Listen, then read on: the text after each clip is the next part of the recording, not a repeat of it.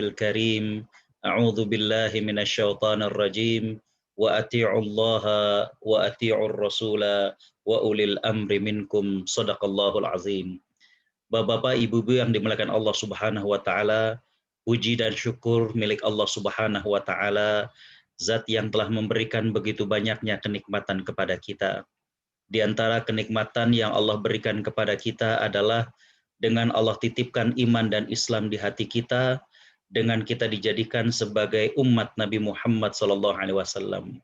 Begitu juga Allah Subhanahu wa taala turunkan bersama dengan Nabi SAW yaitu Al-Qur'anul Karim, dan Nabi SAW memberikan penjelasan-penjelasan dengan hadis-hadis yang beliau sampaikan. Ini merupakan satu hal yang luar biasa. Saya teringat, ini background saya adalah sebuah istana di Austria. Saat di Austria, saya pernah khutbah Jumat di kantor PBB atau UN Secretary. Ya. Di antara yang saya sampaikan itu adalah 5 potensi yang dimiliki oleh umat Islam. Saya mengatakan bahwa Islam akan kembali jaya karena memiliki 5 potensi.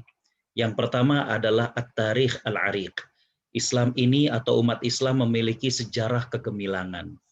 Yang kedua adalah adadul muslimin, jumlah kaum muslimin yang begitu besar. Ini potensi yang luar biasa. Yang ketiga adalah atharwah al-ma'daniyah, bagaimana kekayaan alam yang dimiliki oleh negara-negara muslim. Yang ketiga adalah syariat. Ya. Quran dan hadis ini merupakan potensi yang luar biasa. Sumber dari energi, sumber daripada way of life dari manusia. Dan yang kelima adalah janji Allah Subhanahu wa taala. Di antaranya adalah apa yang Allah firmankan dalam surat An-Nur. Jadi kembali bahwa kita bersyukur pada Allah Subhanahu wa taala yang telah memilih kita untuk menjadi hamba-hambanya, dan kita harus bangga dengan keislaman kita. Dan tadi saya katakan kita memiliki 5 potensi yang dengan ini kita yakin bahwa Islam akan kembali gemilang dan jaya. Tak lupa sholawat teriring salam kita haturkan kepada panutan kita Nabi Muhammad sallallahu alaihi wasallam, sosok yang kita cintai, sosok yang kita rindui.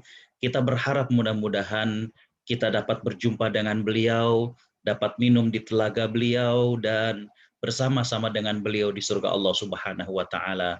Amin ya rabbal alamin. Bapak Ibu yang Allah Subhanahu wa taala rahmati, saya tidak akan berpanjang kalam juga. Saya diamanahkan untuk menyampaikan hadis ke-28.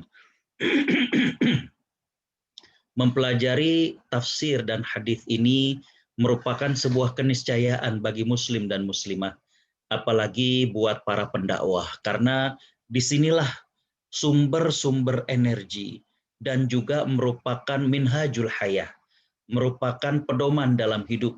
Karena itulah maka sangat baik sekali bagi seorang muslim dan muslimah untuk menuntaskan, membaca dan mengkaji kitab hadis arba'in. Al-Imam An-Nawawi rahimahullah, beliau sudah memilihkan hadis-hadis yang memang betul-betul menjadi sumber dan juga hal-hal yang sangat penting bagi kehidupan muslim dan muslimah. Walaupun beliau tidak utuh memilih 40, tapi kalau kita lihat adalah 42 dan kemudian digenapkan oleh Imam Ibnu Rajab Al-Hambali, maka ini merupakan 50 hadis yang sangat-sangat penting untuk dipelajari bagi seorang muslim, apalagi bagi seorang pendakwah. Kita memasuki hadis yang ke-28. Ini sejatinya ada 77 slide. Waktu saya 1 jam, dan insya Allah kita akan coba ringkas ya hal-hal yang penting. Saya bacakan dulu teks hadisnya. Bismillahirrahmanirrahim. An Abi Najih Al-Irbad bin Sariyah radhiyallahu anhu qala wa'azana Rasulullah sallallahu alaihi wasallam mau'izatan wajilat minhal qulub wa dharafat minhal uyun faqulna ya Rasulullah ka'annaha mau'izatu muwaddi'in fa'awsina qala usikum bittaqwallah was-sam'i wat-ta'ah wa in ta'ammara 'alaikum 'abdun wa innahu man ya'ish minkum ba'di fasayara ikhtilafan katsira fa'alaikum bisunnati wa sunnatil khulafa'ir rasyidin al-mahdiyyin 'addu 'alaiha bin nawajidh wa iyyakum wa muhdatsatil umur fa inna kulla bid'atin dhalalah. Rawahu Abu Dawud wa Tirmidzi wa qala haditsun hasanun sahih. Bapak-bapak, ibu-ibu yang dimuliakan Allah Subhanahu wa taala, hadis ini diriwayatkan dari sahabat yang bernama Abu Najih. Jadi ini merupakan suatu tradisi dari sahabat dan salafus soleh dengan menggunakan kunyah. Jadi nama beliau adalah Al-Irbad bin Sariyah radhiyallahu an. Namun anak beliau bernama Najih, maka beliau dipanggil dengan Abu Najih. Beliau berkata, Rasulullah Shallallahu Alaihi Wasallam memberikan nasihat kepada kami dengan nasihat yang menggetarkan hati dan mengucurkan air mata kami. Maka kami pun berkata, ya Rasulullah, seakan-akan ini adalah nasihat perpisahan. Karena itu, berilah kami wasiat. Nabi Shallallahu Alaihi Wasallam kemudian bersabda, aku berwasiat kepada kalian agar bertakwa kepada Allah Subhanahu wa taala, mendengarkan perintah dan taat, meski yang memerintah kalian adalah seorang budak. Siapapun di antara kalian yang masih hidup, niscaya akan menyaksikan banyak perselisihan. Karena itu, berpegang teguhlah kepada sunnahku dan sunnah para khulafa ar-rasyidin yang mendapat petunjuk. Gigitlah sunnah-sunnah itu dengan gigi geraham dan hindarilah hal-hal yang baru dalam soal agama, karena semua yang baru itu adalah bid'ah dan setiap bid'ah itu adalah sesat. Hadis riwayat Imam At-Tirmidzi dan Imam Abu Daud. Imam At-Tirmidzi mengatakan hadis ini adalah hasan sahih. Hadirin hadirat Bapak Ibu yang dimuliakan Allah Subhanahu wa taala, sejatinya setelah ini adalah kajian tentang takhrij hadis ya. Ini tapi tentunya akan sangat banyak, karena itu saya akan lewat ya. Berkaitan dengan takhrij hadis ini, kita akan masuk kepada poin yang menjadi inti daripada pembahasan hadis ini. Hadis ini merupakan hadis yang sangat penting. Di dalamnya ada 7 pembahasan. Yang pertama adalah tentang mau'izah, tentang nasihat. Bagaimanakah Nabi Shallallahu Alaihi Wasallam memiliki waktu-waktu khusus untuk menasihati para sahabat. Begitu juga para sahabat. Yang berikutnya adalah tentang perilaku dan tradisi orang-orang soleh, di mana hati mereka mudah tersentuh, mata mereka mudah untuk menangis, dan kemudian yang ketiga adalah berkaitan dengan nasihat perpisahan dari Nabi SAW. Yang keempat adalah tentang wasiat takwa dan mendengar dan taat.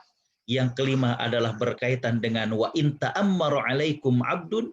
Yang keenam adalah tentang perpecahan yang banyak, dan yang terakhir adalah tentang hal-hal yang baru dalam agama. Hadirin khotaliman rahimakumullah.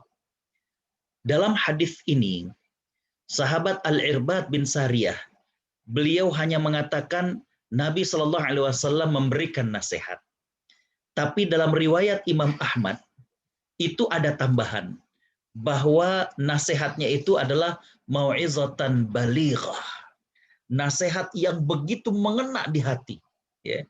Jadi kembali bahwa ini yang disebut dengan ziyadatul lafzi, adanya penambahan redaksi dalam hadis, dan itu bisa diterima dalam ilmu hadis.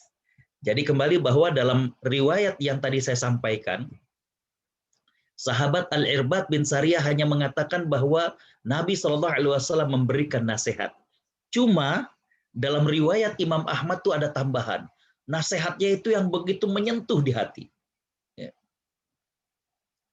Para ulama mengatakan bahwa perawi hadis ini, artinya Imam Ahmad, Imam Abu Dawud, dan Imam Tirmidzi, ketiga perawi ini meriwayatkan bahwa Nabi Shallallahu Alaihi Wasallam menyampaikan nasihat itu pada waktu subuh. Ya. Sehingga para ulama sepakat bahwa apa yang Nabi sampaikan itu bukan di khutbah-khutbah resmi. Jadi bukan di khutbah Jumat, bukan di hari raya. Karena kenapa? Kalau khutbah Jumat berarti waktunya zuhur. Kalau hari raya berarti waktunya adalah duha. Ini waktu subuh. Nah, ini tentunya memenuhi perintah Allah Subhanahu wa taala untuk senantiasa memberikan nasihat kepada kaum muslimin. Namun, kalau kita coba telisik daripada hadis-hadis Nabi SAW, riwayat-riwayat dari sahabat menyatakan bahwa Nabi SAW itu tidak terus-menerus memberikan nasihat. Jadi tidak setiap subuh, tidak, tapi beliau memilih waktu yang tepat. Karenanya, ya, saya dapatkan riwayat bahwa sahabat Abdullah bin Mas'ud radhiyallahu an, beliau juga memilih seperti yang dilakukan oleh Nabi SAW. Jadi, sahabat Abdullah bin Mas'ud termasuk di antara 7 ulamanya para sahabat. 7 ulamanya para sahabat. Beliau memilih setiap Kamis untuk memberikan pelajaran kepada masyarakat. Sahabat Ibnu Abbas, ini juga orang kedua dari 7 ulamanya para sahabat, kalau beliau memilih adalah setiap hari Jumat. Ini hadis-hadisnya, saya nggak bacakan semuanya ya. Hadirin khotaliman rahimakumullah. Yang berikutnya adalah tentang mau'izatun balighah. Nasihat yang begitu menyentuh. Balighah dari kata-kata balaghah, yaitu retorika. Bagaimana memberikan nasihat pelajaran yang baik dan bisa diterima oleh hati.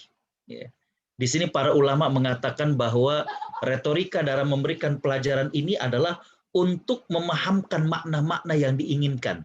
Dengan format yang bagus, bahasa yang fasih, di telinganya itu enak, dan nyentuh di hati. Itu yang disebut dengan nasihat yang menyentuh. Hadirin khotaliman rahimakumullah, banyak sekali riwayat yang menyebutkan bahwa Nabi SAW itu kalau khutbah tidak panjang. Ya. Di antaranya adalah dari sahabat Jabir bin Samurah. Beliau bercerita bahwa aku sholat di belakang Nabi SAW, ternyata sholat dan khutbah beliau itu sedang-sedang saja. Jadi artinya sahabat Jabir bin Samurah ini meriwayatkan bahwa Nabi SAW itu ketika beliau khutbah itu nggak panjang-panjang, ya, nggak panjang-panjang. Dalam riwayat Imam Abu Daud dikatakan bahwa Nabi SAW tidak lama dalam memberikan pelajaran pada hari Jumat. Jadi kalimat-kalimat yang ringan. Ini yang luar biasa dari Nabi SAW. Beliau diberikan oleh Allah Subhanahu wa taala apa yang disebut dengan jawami'ul kalim. Jawami'ul kalim artinya adalah Nabi SAW diberikan kelebihan oleh Allah Subhanahu wa taala. Kalimat-kalimat yang beliau sampaikan itu singkat tapi maknanya begitu dalam. Ya. Jadi nggak bertele-tele, singkat, padat, dan penuh dengan makna. Hadirin khotaliman rahimakumullah, ya. Ini juga riwayat lain tentang khutbah Nabi yang ringkas, saya lewati. Pelajaran kedua tadi adalah tentang nasihat, dan ini tentunya sebagai seorang mukmin, sebagai seorang kader dakwah perlu untuk kemudian bisa saling mengingatkan. Perlu untuk kemudian senantiasa diingatkan. Karena kenapa? Karena yang namanya manusia itu sering lupanya. Bahkan kalau Bapak Ibu buka firman Allah dalam surat Ar-Ra'du, Allah Subhanahu wa taala berfirman, a'udzubillahi minasyaitonir rajim, wala yakunu kalladzina utul kitaba min qablu, dan janganlah kalian menjadi seperti orang-orang yang diberikan Alkitab sebelum kalian. Apa yang terjadi? Fatala alaihimul amadu faqasat qulubuhum. Berlalu waktu yang panjang bagi mereka, maka hati mereka menjadi keras. Ya.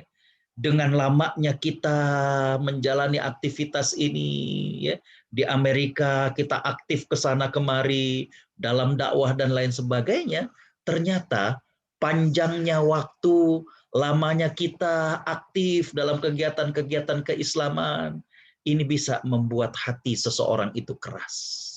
Ya. Sehingga kegiatan-kegiatan itu jadi rasanya hambar. Ya. Itu ada materi khusus tentang al-qu'ud anid dakwah. Mereka-mereka yang terduduk dari dakwah. Yang tadinya aktif, kok jadi tiba-tiba malas. Yang tadinya berkontribusi ringan, waktunya, hartanya, tempat, artinya rumahnya, fasilitas yang dia miliki, kok tiba-tiba perhitungan untuk berkontribusi. Nah itu namanya qu'ud. Ya. Salah satu sebab qu'ud adalah tulus zaman. Panjangnya waktu yang dia lalui dalam dakwah. Makanya di sini kita perlu nasihat. Dan itu sudah menjadi tradisi para sahabat untuk kemudian mendengarkan nasihat agar kemudian kembali memiliki semangat dari dalam jiwa mereka. Baik, bahasan kedua dari hadis ini adalah apa yang disebutkan oleh sahabat tadi, wajilat minhal qulub wa dzarafat minhal uyun. Bagaimana hati itu tersentuh dan mata itu mengalirkan air matanya. Inilah dua sifat mukmin yang menonjol. Ya. Di mana ketika mendengarkan zikir, yang pertama itu hati takut, ya, tersentuh hati itu. Yang kedua mata itu menangis. Bapak-bapak, ibu-ibu yang dimuliakan Allah Subhanahu wa taala, coba deh kita lihat bagaimana kebersihan dan hati kita, ya. Ketika kita mendengarkan nasihat, ketika kita melihat sebuah kejadian, mestinya sifat seorang mukmin itu adalah hatinya tersentuh. Aduh ya Allah. Ya. Banyak hal dalam kehidupan yang bisa kita ambil. Banyak hal dari kehidupan yang kemudian bisa membuat hati kita tersentuh. Dan yang kedua adalah mata kita menangis, ya Allah. Kita bisa bersyukur atas nikmat dari Allah. Kita bisa merasa, ya Allah, betapa banyak dosa dan kekhilafan yang kita lakukan. Allah menyebutkan dalam banyak ayat tentang dua sifat yang dipuji ini. Di antaranya adalah surat Al-Anfal ayat yang kedua, di mana Allah Subhanahu wa taala berfirman, A'udzu billahi minasyaitonir rajim. Ya. Yas'alunaka 'anil anfal qulil anfalu lillahi war rasul fattaqullaha wa aslihu dzata bainikum wa ati'ullaha wa rasulahu in kuntum mu'minin innamal mu'minuna alladzina idza dzukirallah wajilat qulubuhum wa idza tuliyat 'alaihim ayatuhu zadathum imana wa 'ala rabbihim yatawakkalun. Baik. Ini saya kira nanti bisa diinikan bagaimana Nabi SAW itu memang kalau khutbah itu luar biasa. Ya. Sahabat Jabir bin Abdullah bercerita, sahabat Anas bin Malik bercerita, sahabat Nu'man bin Bashir bercerita, sahabat Adi bin Hatim bercerita, sahabat Ali dan Zubair bin Awam juga bercerita. Ya. Sahabat Jabir juga dalam kesempatan lain bercerita. Kesimpulannya lihat yang di bawah, Nabi SAW dalam kondisi berbeda-beda, beliau memiliki nasihat yang juga berbeda-beda, disesuaikan dengan apa yang turun dari wahyu kepadanya. Tapi yang pasti khutbah Nabi SAW ini dirasa oleh para sahabat begitu menyentuh dan membuat mata mereka menangis. Hadirin khotaliman rahimakumullah. Bahasan yang ketiga adalah ya, di mana para sahabat ketika mendengar Nabi SAW menasehati dengan nasihat yang luar biasa menyentuh ini, maka mereka kemudian langsung mengatakan, ya Rasulullah, ini seolah-olah adalah nasihat yang terakhir. Maka berikanlah wasiat kepada kami. Ya. Di sini para ulama kemudian ya, membahas bahwa ketika seseorang itu akan berpisah dan kemudian dia berwasiat, maka tentunya nasihat yang disampaikan itu adalah nasihat yang sangat serius. Ya. Dan hadirin khotaliman rahimakumullah, pastinya lebih serius daripada nasihat-nasihat yang sebelumnya. Orang yang akan berpisah itu, hadirin khotaliman rahimakumullah, biasanya punya kalimat yang sangat menyentuh. Sebagaimana halnya Nabi SAW memerintahkan kepada kita untuk merasakan bahwa sholat kita adalah sholat yang terakhir. Coba, aduh ya Allah. Ya. Kalau misalkan yang di Amerika lagi pagi ya, tadi kita sholat subuh atau kita sholat duha sambil merasa, ya Allah, adakah ini sholatku yang terakhir? Maka tentunya kita akan sangat khusyuk. Ya. Karena setelah itu, setelah kita meninggal dunia, nggak ada lagi yang bisa kita lakukan. Begitu juga ketika ini adalah nasihat yang terakhir, maka ini tentu merupakan hal yang sangat penting, yang lebih penting daripada nasihat-nasihat yang sebelumnya. Nah, hadirin khotaliman rahimakumullah, para ulama mencatat bahwa ada beberapa nasihat perpisahan yang dilakukan oleh Nabi Shallallahu Alaihi Wasallam. Di antaranya adalah pada saat haji wada, ya, di mana pada saat haji wada Nabi SAW mengucapkan selamat berpisah kepada kaum muslimin. Ya. Dan para sahabat pun kemudian berkata, hadhihi hajjatul wada'. Ini merupakan haji perpisahan. Nabi SAW pulang dari haji wada. Beliau mengumpulkan manusia, artinya para sahabat di antara Mekah dengan Madinah. Jadi Bapak Ibu perlu difahami bahwa Nabi SAW setelah meninggalkan Madinah, setelah hijrah, ya, itu Nabi berkesempatan sependek yang saya pelajari 3 kali beliau kembali lagi ke Mekah. Ya, ada umroh qadha, haji wada, Fatu Makkah dan haji wada. Dan tidak panjang, tidak lama yang Nabi tinggal. Jadi dari 3 kali Nabi pernah ke Mekah lagi setelah beliau hijrah, yang paling lama itu adalah pada saat haji wada. Ya, pada saat haji wada. Jadi dalam riwayat sekitar 20 hari. Dan ini juga yang saya sampaikan dalam kajian sirah bahwa ketika Nabi SAW kembali ke Mekah tersebut, Nabi nggak pernah sama sekali untuk ziarah ke Gua Hira. Jadi nggak pernah lagi ke Gua Hira. Ya. Jadi hadirin khotimah rahimakumullah, kembali Nabi mengumpulkan para sahabat di antara 2 mata air antara Mekah dengan Madinah. Ya. Nah, disitulah Nabi SAW kemudian bersabda kepada para sahabat, hai manusia, aku manusia biasa. Tidak lama lagi utusan Allah datang kepadaku. Kemudian aku pasti akan memberikan jawaban. Di sini sudah nampak bagaimana perpisahan dari Nabi SAW. Para sahabat tuh hatinya halus. Ya. Ketika mendengar bahwa Nabi SAW mengatakan, nanti tidak lama lagi utusan Allah itu akan datang. Mereka faham bahwa itu adalah malaikat yang akan mencabut nyawa Nabi SAW. Jadi ini diantara nasihat perpisahan juga. Begitu juga hadirin khotimah rahimakumullah, sahabat Uqbah bin Amir menceritakan, Nabi SAW itu ternyata pernah menyalati syuhada Uhud. Kemudian beliau naik ke atas mimbar, seperti orang yang akan berpisah. Ya. Kemudian Nabi bersabda, sesungguhnya, aku adalah orang yang paling dulu di antara kalian di kolam. Artinya, hadirin khotimah rahimakumullah, Nabi SAW menyebutkan tentang telaga. Telaga nanti di surga, haud. Ya. Hadirin khotimah rahimakumullah, Nabi kemudian menjelaskan, aku tidak mengkhawatirkan kalian menyekutukan Allah. Namun yang aku khawatirkan adalah dunia datang kepada kalian. Kalian berlomba-lomba, ya, dan kalian berperang. Akibatnya kalian binasa sebagaimana orang-orang sebelum kalian binasa. Uqbah bin Amir mengatakan, itulah terakhir kali aku melihat Nabi SAW di atas mimbar. Dalam catatan para ulama sejarah mengatakan bahwa itu merupakan 8 tahun setelah perang Uhud. Jadi kalau perang Uhud itu adalah tahun kedua dari hijrah, ya, karena perang Badar itu kaum muslimin menang, tahun kedua, nggak lama kemudian Syawalnya pada tahun itu juga maka terjadi perang Uhud, berarti sudah tahun ke-10 hijrah. Memang sudah saat-saat menjelang wafatnya Nabi SAW. Jadi hadirin khotimah rahimakumullah, ada beberapa wasiat perpisahan Nabi SAW. Ya. Di sini para ulama mengatakan bahwa yang dimaksud dengan nasihat perpisahan dalam hadis Irbat di sini adalah bagaimana khutbah Nabi dalam hadis Irbat ini mirip dengan nasihat perpisahan dalam kesempatan yang lain. Nah, di sini hadirin khotimah rahimakumullah, para sahabat minta, ya Rasulullah berikan nasihat kepada kami. Yang dimaksud dengan berikan wasiat kepada kami adalah wasiat yang komprehensif, yang lengkap.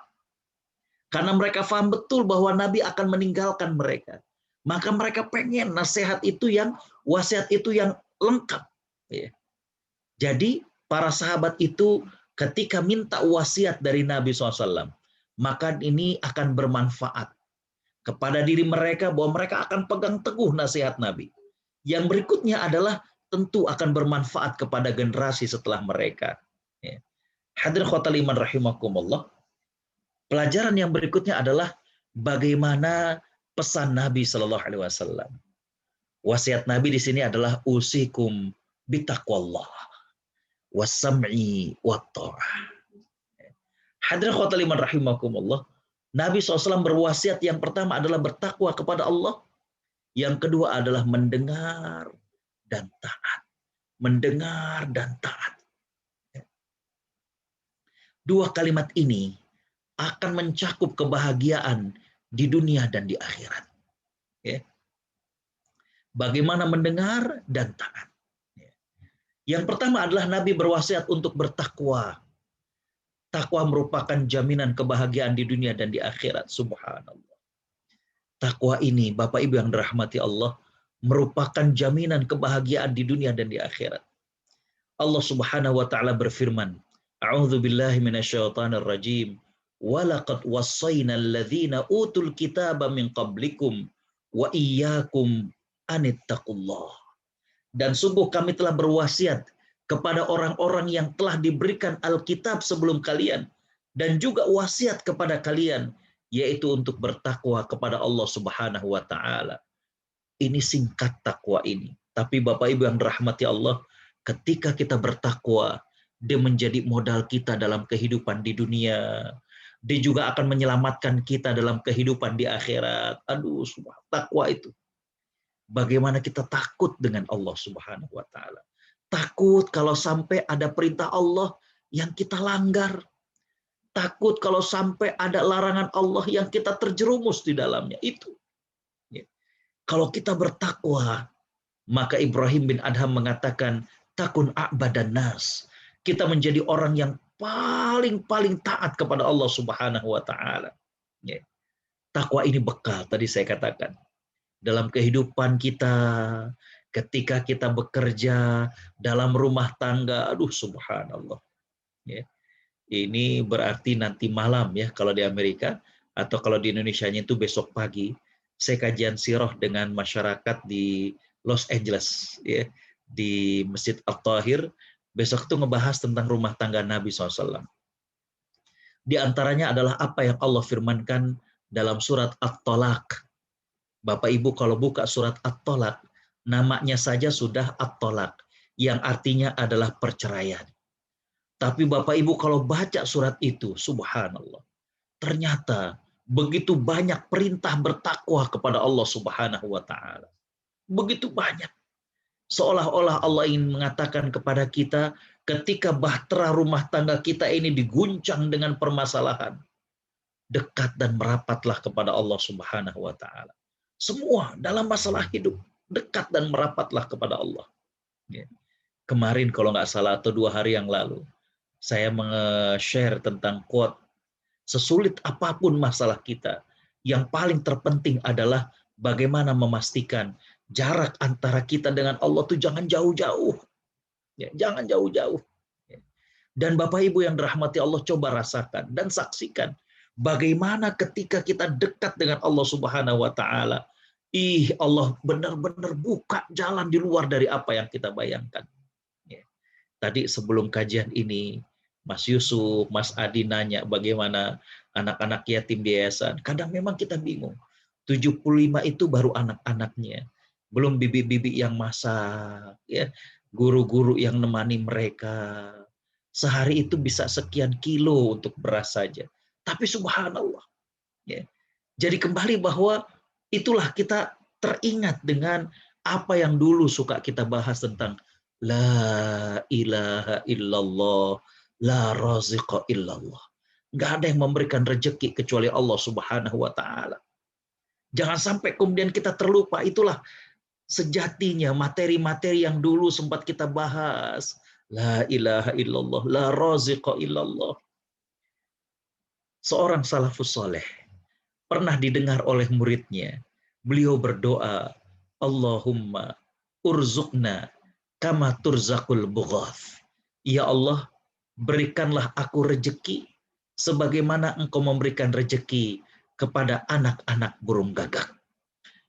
Murid-muridnya bertanya, wahai syekh, wahai imam, kenapa engkau berdoa minta diberikan rezeki sebagaimana Allah memberikan rezeki kepada anak-anak burung gagak? Apa maksudnya? Beliau mengatakan bahwa ada suatu fenomena yang luar biasa. Ketika telur burung gagak ini menetas, maka induk-induk mereka, artinya induk anak-anak ini tidak mau menyuapinya. Karena kenapa? Bulu-bulu, kalau kata orang Jakarta, piyik ya, bulu-bulu anak burung gagak itu kan masih pirang. Sedangkan induknya, sedangkan bapaknya itu hitam legam. Maka sang induk itu ragu, ini anaknya ataukah bukan.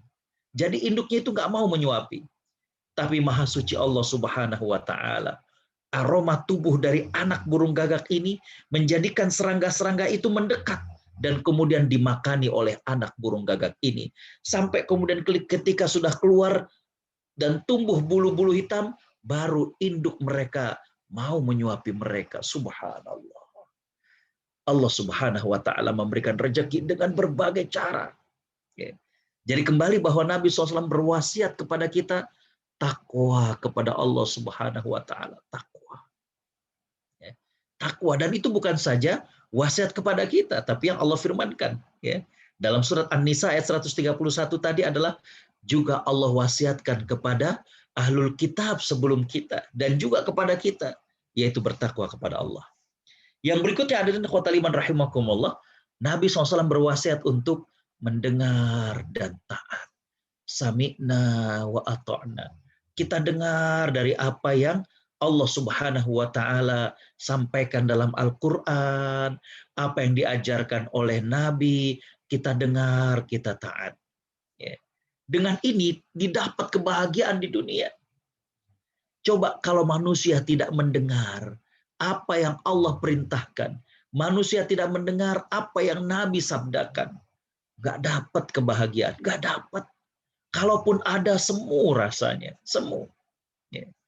Dengan dengar dan taat ini juga, maka seluruh kemaslahatan manusia di dunia ini jadi teratur.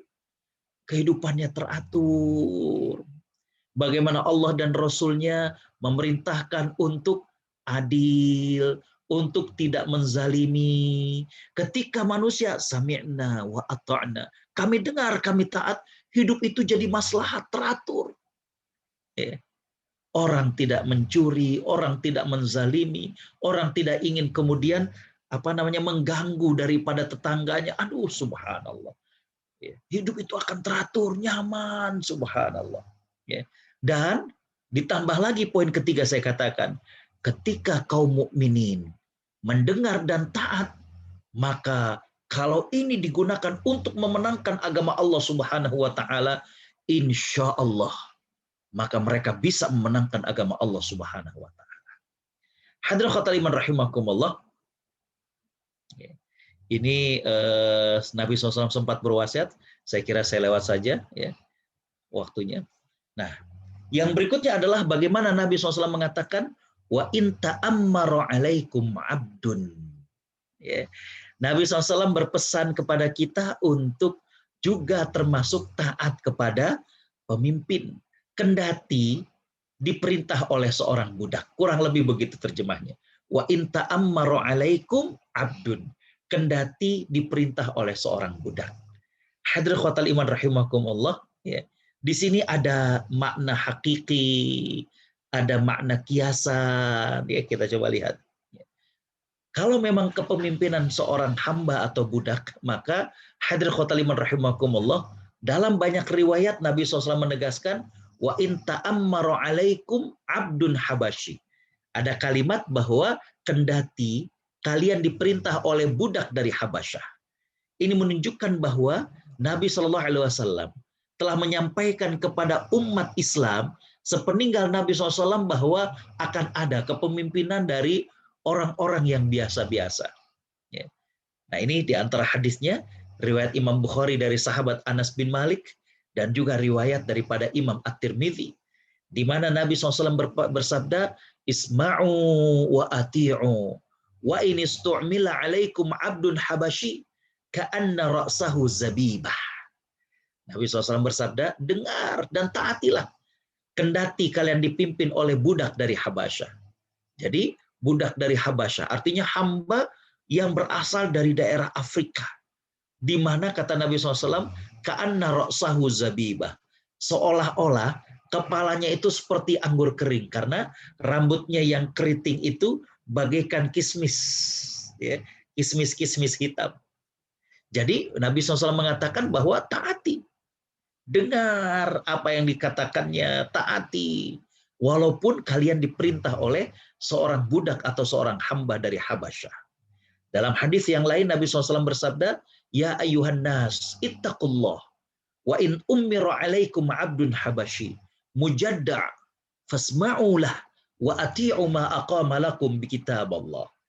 Di sini lebih clear lagi Nabi mengatakan bahwa bertakwalah kalian kepada Allah, kendati kalian diperintah oleh seorang hamba. Alhamdulillah. Kendati kalian diperintah oleh seorang hamba dari Habasyah, dan dengarkanlah, taatilah, ya, sepanjang apa yang ditegakkan itu adalah kitabullah bagi kalian. Hadirin khotul iman rahimakumullah, ya. Di sini kenapa ada kalimat kendati diperintahkan oleh hamba? Karena hadirin khotul iman, dalam beberapa hadis Nabi SAW dengan tegas mengatakan bahwa kepemimpinan yang paling utama itu adalah milik Quraisy. Ya. Dalam hadis riwayat Imam Ahmad, Nabi SAW mengatakan perkara ini tetap menjadi milik Quraisy selagi manusia terdapat 2 orang. Artinya kalau ada 2 orang kemudian mengangkat satu seorang pemimpin, maka yang afdol adalah keturunan Quraisy. Ya. An-nasu atba' li Quraisy. Dalam hadis muttafaq alaih, manusia itu mengikuti orang-orang Quraisy. Dalam hadis riwayat Imam Ahmad, Nabi SAW bersabda, al-a'immatu min Quraisy. Para pemimpin itu berasal dari Quraisy. Jadi di sini bahwa kepemimpinan Quraisy adalah lebih afdol. Walaupun Nabi mengatakan, kalau kalian diperintah dan dipimpin oleh seorang hamba sekalipun, maka taatilah mereka. Hadirin khotul iman rahimakumullah, pelajaran yang berikutnya adalah bagaimana Nabi SAW bersabda, wa innahu man ya'ish minkum ba'di. Dan sesungguhnya barang siapa yang hidup setelah aku, fasayara ikhtilafan katsira, maka akan mendapati perselisihan yang banyak. Fa'alaikum bisunnati wa sunnatil khulafa'ir rasyidin al-mahdiyyin abdu 'alaiha bin nawajiz. Maka hendaklah kalian mengikuti sunnahku dan sunnah khulafa ar-rasyidin yang mahdiyin mendapatkan petunjuk. Gigit, ya, sunnah-sunnah itu dengan geraham-geraham kalian.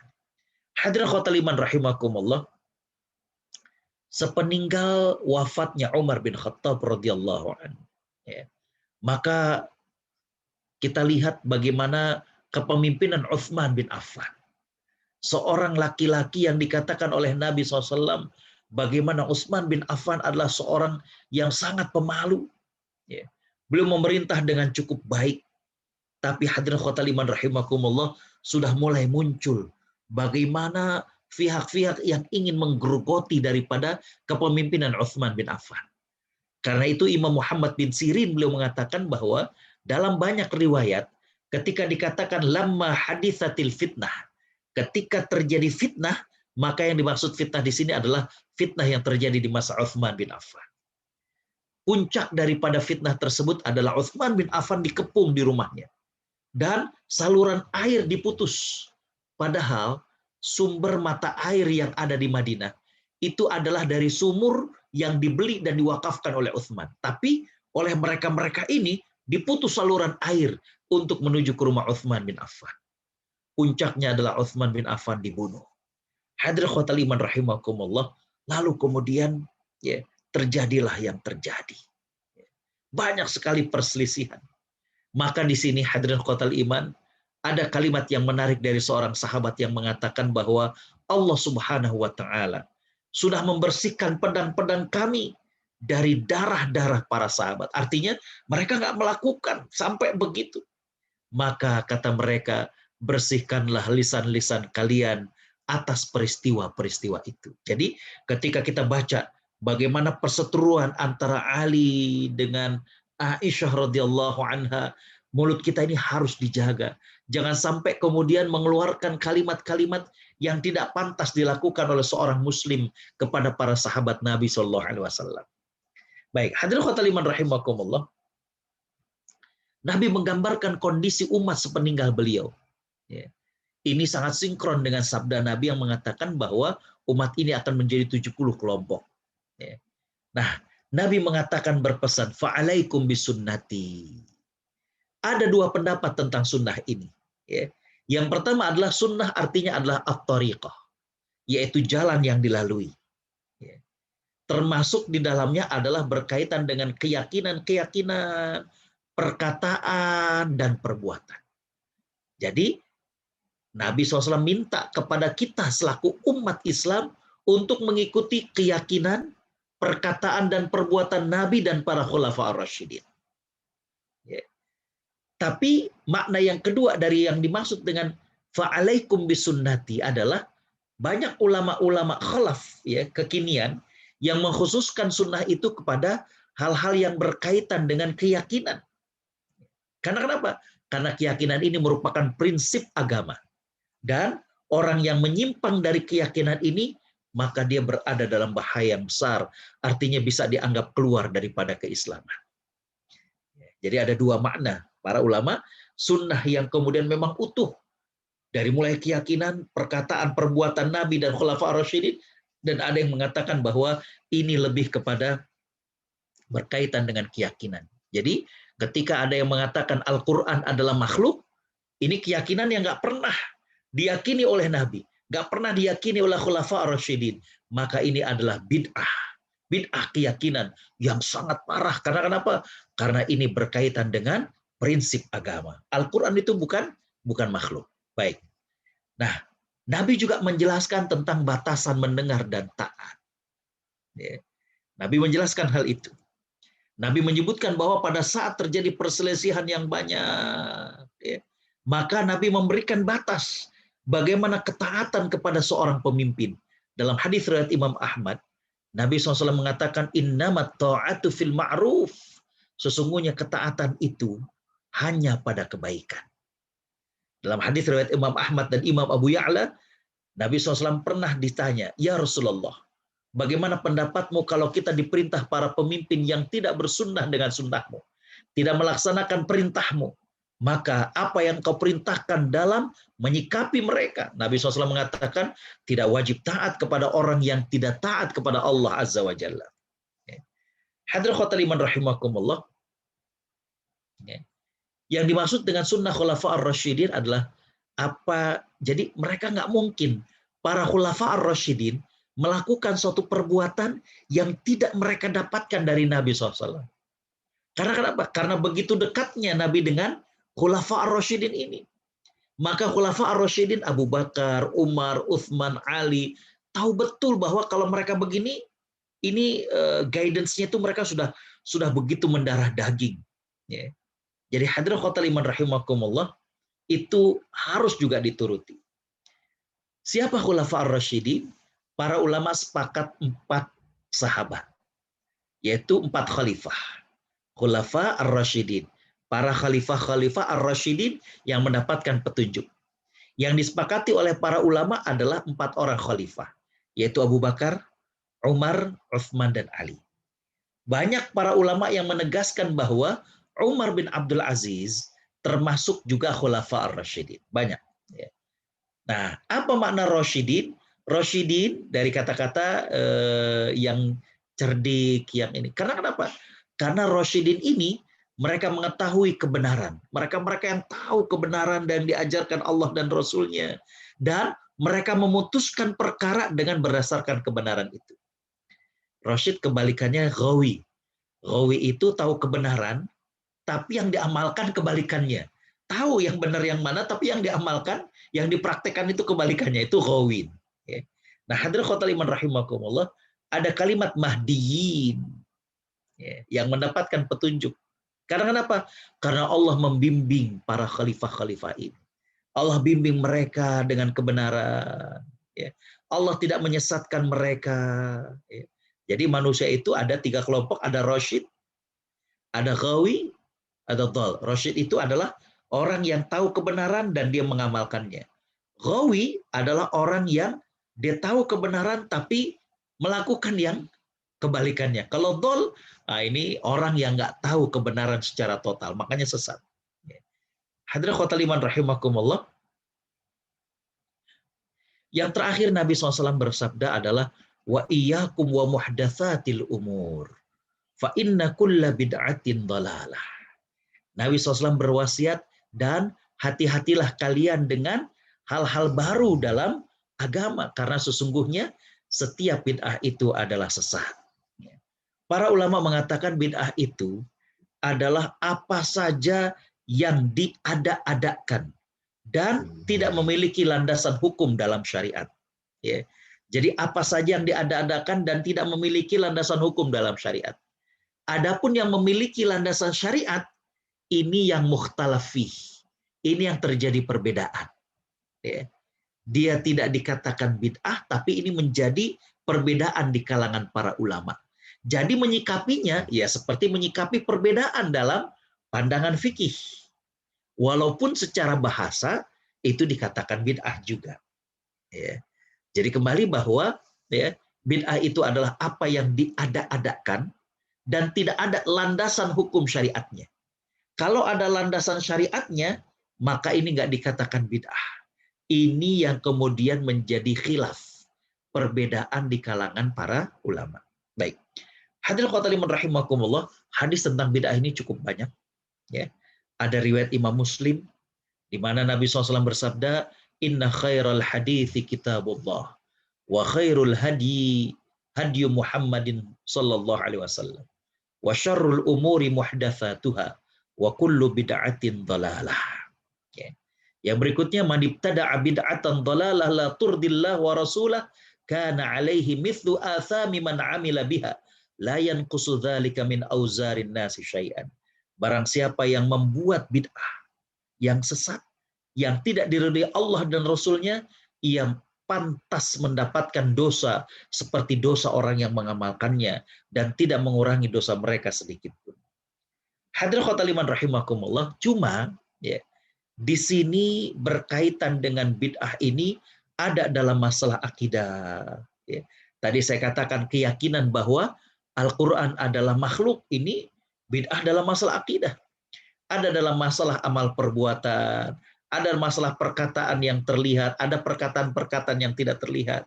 Nah, hadirin khotaliman rahimakumullah, walaupun tentunya terjadi khilaf di sini, ya, tapi harus kita akui bahwa Al-Imam Syafi'i dan juga beberapa ulama, ya, Imam Syatibi dan lain sebagainya, ya, sebagian salaf menganggap baik sebagian bid'ah. Tentu yang dimaksud di sini adalah bid'ah secara bahasa, jadi hal-hal baru. Sekali lagi saya katakan, ya, banyak yang menganggap baik sesuatu yang baru. Ya. Jadi mereka melihat daripada kemaslahatan. Nah, di sini hadirin khotaliman rahimakumullah, Imam Syafi'i, beliau pernah mengatakan, bid'ah itu ada dua, terpuji dan tercela. Yang sesuai dengan sunnah, terpuji. Apa yang bertentangan dengan sunnah yang diajarkan Nabi, ini tercela. Ya. Imam Syafi'i berhujjah dengan ungkapan Umar bin Khattab ketika di masa Umar bin Khattab beliau mewajibkan sholat tarawih berjamaah. Karena ketika di masa Abu Bakar As-Siddiq tarawih tidak diwajibkan di masjid, ya, tidak diwajibkan berjamaah karena berdasarkan bahwa Nabi SAW sholat tarawih hanya 3 hari bersama dengan para sahabat. Sisanya para sahabat sholat di rumah masing-masing. Tapi Umar bin Khattab ketika beliau menjadi khalifah, beliau melihat bahwa masjid-masjid pada sepi, ya. Kemudian juga syiarnya kurang, maka Umar mewajibkan. Dan Umar kemudian mengatakan, ni'matil bid'atu hiya. Sebaik-baik bid'ah adalah ini. Ya. Artinya, kalau ini dikatakan bahwa Nabi dulu nggak mewajibkan berjamaah tarawih sepanjang Ramadan, maka saya mengatakan ini adalah bid'ah yang terbaik. Disitulah Imam Syafi'i kemudian mengatakan ada yang terpuji, ada yang tercela. Baik, hadirin khotaliman rahimakumullah, ya. Imam Syafi'i menjelaskan ucapannya bahwa hal-hal baru yang bertentangan dengan Quran, bertentangan dengan sunnah, bertentangan dengan athar, bertentangan dengan ijma', ini tentu adalah bid'ah yang tercela. Tapi kalau kebaikan yang diada-adakan dan tidak pertentangan dengan tadi Quran, sunnah, athar, maka ini adalah tidak tercela. Ya. Di antaranya adalah menambahkan lafaz Sayyidina dan lain sebagainya. Itu menjadi khilaf, itu menjadi perbedaan fikih. Kalau menjadi perbedaan fikih maka tidak masuk ke dalam dolalah tadi. Ya. Ini bid'ah secara bahasa, tapi bukan secara syariat. Artinya sesuatu yang baru. Ya. Tapi tidak sesat karena ini bukan bid'ah secara syariat, yaitu salat tarawih berjamaah di masjid pada masa Umar, azan ada azan pertama, azan kedua, ini di masa Utsman, bagaimana pengumpulan mushaf pada masa Abu Bakar, di masa Nabi SAW itu nggak ada disalin, dibukukan khusus, ya. Bahkan kemudian di masa Utsman bin Affan itu disatukan sehingga menjadi Rasm Utsmani, bagaimana tata cara tulis Al-Quran berdasarkan apa yang dilakukan oleh Utsman. Ya. Jadi beliau apa yang sudah pernah ditulis disalin di masa Abu Bakar, kemudian beliau tulis lagi dan beliau gandakan menjadi beberapa ganda, lalu kemudian beliau kirim ke negeri-negeri kaum muslimin sambil diiringi dengan para penghafal dan pengajar Al-Quran. Ya. Ini kan nggak pernah dilakukan oleh Nabi SAW. Berikutnya, memerangi orang-orang yang nggak mau bayar zakat pada masa Abu Bakar. Ini adalah sesuatu yang baru nih. Ya. Bahkan Umar bin Khattab sempat menentang. Umar bin Khattab mengatakan, bagaimana engkau memerangi orang-orang yang masih mengucapkan 2 kalimat syahadat. Maka Abu Bakar kemudian mengatakan, demi Allah, aku akan perangi orang-orang yang memisahkan 2 perintah yang selalu Allah gandengkan. Wa aqimus shalah wa atuz zakah. Ya. Ini juga hadirin khotimah rahimakumullah tentang bagaimana para sahabat punya waktu khusus untuk taklim. Sahabat Ibnu Mas'ud pada hari Kamis, sahabat Ibnu Abbas pada hari Jumat, ya. Ini nggak dilakukan oleh Nabi, mengkhususkan. Ya. Tentang penulisan hadis. Bagaimana hadirin khotaliman rahimakumullah, di masa-masa awal Nabi SAW, Nabi sempat melarang, kemudian Nabi membolehkan. Tapi hadirin khotaliman rahimakumullah, kita lihat bagaimana kemudian para sahabat, ya, khususnya adalah di masa Umar bin Abdul Aziz, kemudian berusaha untuk mengkodifikasi, membukukan hadis tersebut. Ya.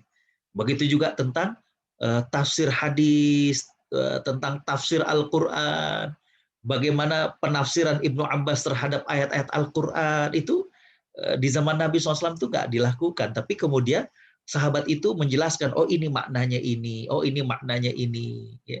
Penulisan pendapat tentang halal dan haram, Nabi hanya mengatakan bersabda begini, Al-Quran mengatakan begini, lalu kemudian para sahabat dan salafus soleh menjelaskan, oh kalau begitu ini adalah halal, ini haram. Itu nggak dilakukan. Jadi hadirin khotaliman rahimakumullah, ini adalah sesuatu hal yang baru, tapi tidak dikategorikan kepada bid'ah. Ya. Dan hadirin khotaliman rahimakumullah, ini yang lebih sulit lagi yaitu berkaitan dengan masalah, mohon maaf, berkaitan dengan perbuatan Allah, qada dan qadar. Ini nggak apa namanya, nggak ada itu dalam kajian-kajian pembahasan dengan Nabi SAW. Ya. Para sahabat nggak ngebahas tentang amalullah, tentang perbuatan Allah Subhanahu wa taala. Mereka nggak ngebahas tentang qada dan qadar. Bahkan hadirin khotaliman rahimakumullah, yang lebih sulit lagi adalah ngebahas tentang sifat-sifat Allah. Ya. Di masa Nabi SAW dan di para sahabat, para tabi'in itu diam, nggak ngebahas ini. Ya. Nah, hadirin khotaliman rahimakumullah, jadi ketika kemudian sekarang dibahas, itu bukanlah sesuatu hal yang tercela. Apalagi pembahasannya adalah untuk menguatkan keimanan kita terhadap nama dan sifat Allah Subhanahu wa taala. Hadirin khotaliman rahimakumullah, begitu juga dengan hal-hal yang baru setelah tabi'in, banyak sekali, ya. Hadirin khotaliman rahimakumullah, waktu juga yang memisahkan kita, ya, tepat seperti yang diamanahkan kepada saya. Jadi kembali bahwa hadis yang ke-28 ini mengandung banyak sekali pesan kepada kita. Di antaranya adalah perlunya kita terhadap nasihat. Ya. Dalam kehidupan kita sangat perlu untuk mendapatkan nasihat dari siapapun. Yang berikutnya adalah pesan bertakwa. Ya. Bagaimana takwa menjadi bekal dalam kehidupan kita. Berikutnya adalah sami'na wa ata'na. Kita dengar, kita taat dari apa yang Allah dan Rasulnya berikan kepada kita. Adapun terhadap pemimpin, maka itu tadi ada beberapa penjelasannya. Dan Nabi SAW memerintahkan kepada kita untuk betul-betul, ya, memegang apa yang Nabi ajarkan, Khulafa ar-Rasyidin ajarkan, khususnya pada saat terjadi fitnah dan perpecahan. Saya kira demikian. Jazakumullah ahsanal jaza. Pas seperti yang diminta. Ya, demikian. Assalamualaikum warahmatullahi wabarakatuh. Waalaikumsalam warahmatullahi wabarakatuh. Jazakumullah khairan katsiran Ustaz Askus yang telah memberikan pendalaman materi untuk hadis Arba'in yang ke-28. Yang alhamdulillah kita bisa dengar semuanya, dan ringkasnya adalah ada Ustadz Agus hanya mengambil 7 ya, poin dalam hadis tersebut. Yang pertama adalah nasihat, di mana pelajaran yang disampaikan harus mengena ya, dan waktunya ada berbeda, ada yang waktu subuh, ada waktu hari Kamis, ada hari Jumat. Namun tadi contohnya dari hari Jumat yang sedikit padat dan singkat dan padat. Kemudian yang tidak kalah pentingnya adalah tepatnya tema yang disampaikan, kemudian bahasanya juga baik dan tidak terlalu panjang, dan memilih waktu yang sangat tepat. Ya. Kemudian kedua adalah sifat pemberi nasihat, sehingga selain menasihati, sifat pemberi nasihat minimal ya yakin dengan apa yang disampaikan, artinya landasan-landasannya, dalilnya, ya, dan contoh-contohnya, serta pemberi nasihat memiliki hati yang bersih, artinya lebih banyak perbuatan baiknya daripada yang kekhilafannya. Kemudian yang itu ada poinnya adalah ucapannya sesuai dengan perbuatan, sehingga dia tidak mengingkari apa yang dia ucapan, walaupun mungkin si pemberi nasihat belum pernah melakukan, tapi mencoba untuk melakukannya bersama-sama dengan yang diberi nasihat.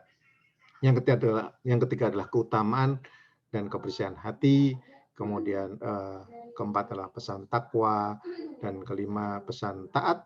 Keenam, komitmen terhadap sunnah Nabi SAW dan sunnah khulafaur rasyidin. Jadi tidak hanya pada Nabi juga saja maksudnya, tapi juga sunnah-sunnah para khulafaur rasyidin. Dan yang terakhir adalah peringatan dari bid'ah yang baru saja disampaikan semuanya. Ada satu pertanyaan yang setelah muncul, yaitu dari Bapak Dadang Rahmat. Assalamualaikum Ustadz, bagaimana kiat-kiat untuk menjadi qanaah? Bismillahirrahmanirrahim. Alhamdulillah, salatu wassalamu ala rasulillah. Hatur nuhun Pak Dadang ini atas pertanyaannya. Yang pertama tentunya yang Nabi sabdakan kepada kita.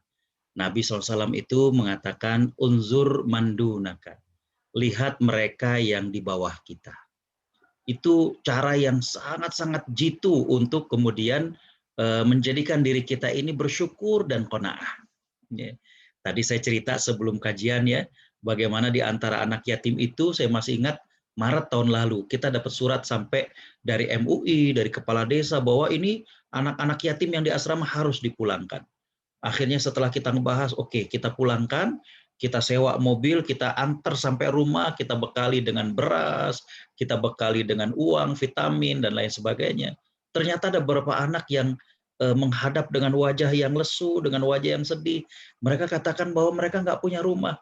Ibu mereka kerja sebagai housemaid, dan majikannya tidak membolehkan ibu mereka untuk membawa anaknya. Aduh, subhanallah. Dari situ kemudian bisa saya ajak anak-anak saya untuk kemudian, ayo kita lihat mereka bersyukur sekali. Mereka untuk pulang aja nggak tahu di mana rumahnya. Mereka untuk ketemu ibunya saja nggak bisa leluasa seperti kita. Bahkan tadi saya cerita ada beberapa anak yatim itu yang kalau lihat saya atau lihat anak, kan saya ada yang kecil yang umur 6 tahun itu, ketika kita pergi naik mobil, ada tetehnya, artinya anak yatim yang agak lebih besar dari dia, itu bilang, aku juga dulu punya mobil katanya. Ayahku juga dulu punya mobil, cuma ayahku sakit. Ya, jadi subhanallah, ternyata mereka tadinya orang yang sampai sempat punya mobil, rumah, tapi Allah menakdirkan ayahnya sakit dan habis-habisan, sehingga kemudian dijual mobilnya dan lain sebagainya, dan ketika ayahnya meninggal mereka jadi yatim dan tidak memiliki harta. Jadi dengan melihat seperti ini, Pak Dadang, kita jadi, aduh ya Allah, ya kita jadi kemudian merasa bersyukur, dan kemudian aduh, apa yang Allah berikan kepada kita ini sudah sangat banyak. Yang kedua tentunya untuk qanaah adalah bagaimana memisahkan antara keinginan dengan keperluan. Itu yang biasanya kurang bisa di-manage oleh kita. Antara keinginan dengan keperluan. Dua-duanya itu sama-sama ingin dipenuhi, Pak Dadang. Cuma saya tertarik dengan ungkapan sahabat Ibnu Umar, putranya Umar bin Khattab. Jadi beliau sempat bilang kepada istrinya, tolong buatkan dendeng.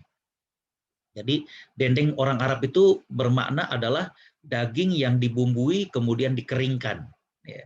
Nah, ketika kemudian sudah siap, ya, pada saat sahabat Abdullah bin Umar ini ingin makan, ternyata rumah mereka diketuk dan datang seorang yang kelaparan meminta-minta. Maka kata Abdullah bin Umar kepada istrinya, mana dendeng yang kau masak, biar aku berikan kepada dia. Istrinya agak sedikit protes, bukankah ini dendeng kau yang minta? Apa jawaban dari sahabat Ibnu Umar?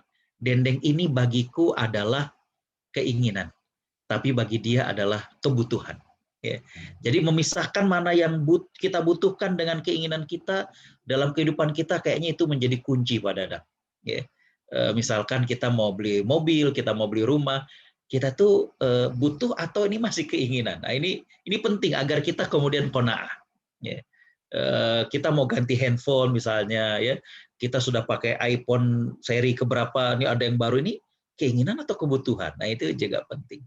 Nah yang ketiga tentunya bagaimana qanaah, kita meneladani dari para salafus soleh, kita baca bagaimana Nabi SAW dengan qanaahnya, bagaimana kemudian istri-istri beliau dengan qanaahnya, ya itu bisa membuat kita menjadi pribadi-pribadi yang qanaah. Jadi itu mungkin Pak Dadang 3 hal. Yang pertama adalah resep dari Nabi SAW agar kita melihat mereka-mereka yang secara duniawi di bawah kita, agar kita bersyukur dan merasa qanaah dengan apa yang Allah berikan.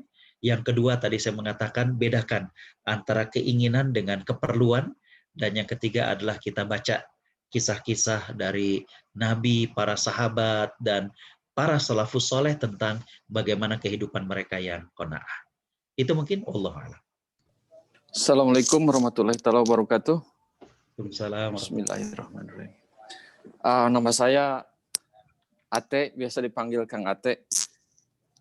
Tinggal di Lake Forest, Los Angeles. Ada sedikit pertanyaan ya. Tadi Pak Ustadz mengatakan bahwa kita saling mengingatkan. Tapi kami ini sungguh tidak punya ilmu untuk mengingatkan. Cuman hanya berniatkan mengajak. Dan kita mengajak itu dari asumsi saya ketika kita melakukan suatu sedekah dan kita merasakan bahwa ketika dalam kesulitan selalu Allah memberikan jalan keluar. Itu lama sekali saya rasakan. Tapi saya tidak menginginkan atau tidak meniatkan diri untuk mengingatkan, hanya membawa gitu bahwa saya merasakan ini. Tapi ketika saya menyampaikan itu, setelah selesai, saya merasa bersalah, merasa berdosa. Kenapa? Atau merasa menyesal. Menyesal, kenapa saya harus ngomong begitu? Tapi itu sebetulnya baik gitu. Tapi kadang-kadang, kenapa saya harus mengatakan seperti itu? Takut saya dikira sombong. Tapi niat saya sebetulnya baik. Tapi ada perang gitu di situ. Setiap kali saya mengingat atau mengajak orang, ayo kita sedekah, ayo kita ambil 1 atau 2 orang, dikasih uang tiap bulan untuk sekolah gitu, membantu sekolah. Apa yang terjadi Pak Ustadz? Bagaimana tanggapan Pak Ustadz tentang gejolak? Saya sering mengatakan ke saudara kita kemana-mana gitu. Kalau ada kesempatan, ayo kita sedekah atau memberikan sesuatu. Karena kami rasakan, kami selalu mendapatkan jalan keluar. Tapi saya berasumsi baik bahwa itu sedekah saya. Bagaimana tanggapan Pak Ustadz? Terima kasih. Assalamualaikum warahmatullahi wabarakatuh. Waalaikumsalam warahmatullahi wabarakatuh. Kalau dari namanya Kang Ate, Sunda juga ya. Atur nuhun Kang Ate atas. Sunda asli. Oh, lekoh gening. Baik, Bapak Ibu yang Allah Subhanahu wa taala rahmati. Jadi untuk menanggapi gejolak Kang Ate, saya ingin mengatakan bahwa tolong dilihat mana yang kita tonjolkan dari success story kita. Ya. Jadi saya dapat ilmu ini dari guru saya, beliau katakan, Gus, kalau kamu menceritakan pengalaman, apalagi pengalaman ruhiyah, pengalaman spiritual, maka yang ditonjolkan itu adalah perbuatan dan ajakannya. Kalau yang ditonjolkan itu akunya, sayanya, nah ini yang kemudian bermasalah di keikhlasannya. Gitu. Jadi kalau yang ditonjolkan itu misalnya Kang Ate cerita, aduh Bapak Ibu, ketika kita bantu teh gening, aduh di Indonesia banyak yang membutuhkan gini. Dan kita nggak banyak menonjolkan pribadi kita. Itu seperti yang dilakukan oleh Abu Bakar As-Siddiq. Ketika Nabi bertanya siapa yang pagi ini udah sedekah, Abu Bakar mengangkat tangan. Jadi itu nggak bertentangan dengan makna keikhlasan. Ya. Itu bahkan sebuah testimoni, sebuah pelajaran spiritual, bagaimana kita bisa menyentuh perasaan orang untuk melakukan apa yang kita sampaikan. Tapi kalau yang kemudian menonjolkannya itu adalah diri kita, nah ini yang kita harus banyak-banyak istighfar. Misalnya gitu ya, aduh Bapak Ibu kalau Ate nggak bantu, aduh hampir mereka putus sekolah. Alhamdulillah, oh jadi banyak diri kita yang disebut ya, peran kita gitu ya. Bahkan maaf kadang bertentangan dengan akidah yang mengatakan seolah-olah kalau tanpa kita, nah itu kalau udah begini nih hati-hati dengan keikhlasan. Jadi gitu aja bedakannya Kang Ate, kalau yang kita ceritakan itu adalah murni, pure, memang ini adalah testimoni, perjalanan spiritual kita, bagaimana dampaknya kepada mereka yang kita beri sedekah, itu insya Allah tidak bertentangan dengan keikhlasan. Tapi kalau kemudian dalam cerita teh yang ditonjolkan tuh kita, gitu, kita, terus ini hati-hati. Kalau memang demikian, banyak-banyak istighfar. Jadi itu bedanya, membedakan antara ini adalah sebuah sharing cerita, pengalaman spiritual dengan apakah ini menonjolkan pribadi, dilihat dari itunya saja. Ya, wallahu a'lam. Alhamdulillah, jazakallah khairan katsiran. Sama perbuatan baik, tinggal mana yang lebih ditonjolkan. Mana yang kita nyampe sasaran, alhamdulillah. Ini ada pertanyaan dari Mas Aji, penerapan hadis, kalau ada melihat kemungkaran, hentikan dengan tanganmu, lidahmu, dan hatimu adalah selemah-lemah iman, singkatnya begitu. Nah, kadang kita menemui orang yang berlebihan dalam melaksanakan hadis ini. Segalanya selalu ditegur yang tidak sesuai dengan pemahaman dia, termasuk hal-hal yang khilafiyah.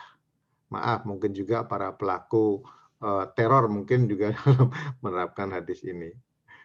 Jadi bagaimana nasihat Ustadz untuk hal-hal yang tidak sesuai dengan pemahaman kita, Ustadz? Bismillahirrahmanirrahim. Alhamdulillah, salatu wassalamu ala Rasulullah.